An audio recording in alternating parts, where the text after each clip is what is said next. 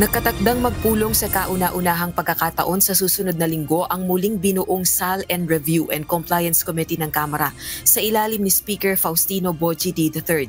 Ayon kay Quezon 1st District Representative Mark Enverga, isa sa miyembro ng komite, dito posibleng matalakay mga panawagang isapubliko ang Statement of Assets, Liabilities and Net Worth o SAL-N ng nagbitiw na kongresistang si Saldico, gayon din ang iba pang iniuugnay sa mga anomalya sa flood control projects. I don't know the legal basis kasi of that. Baka may mga intricacies that we will have to consider.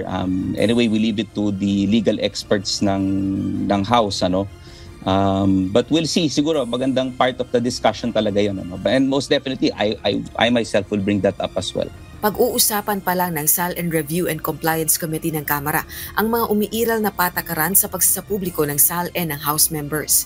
Naniniwala naman si House Deputy Minority Leader at Akbayan Party List Representative Percy Sandanya na walang magiging legal na usapin kung isa sa publiko ng Kamara ang SAL-N ni Saldico na dati ring chairperson ng House Committee on Appropriations.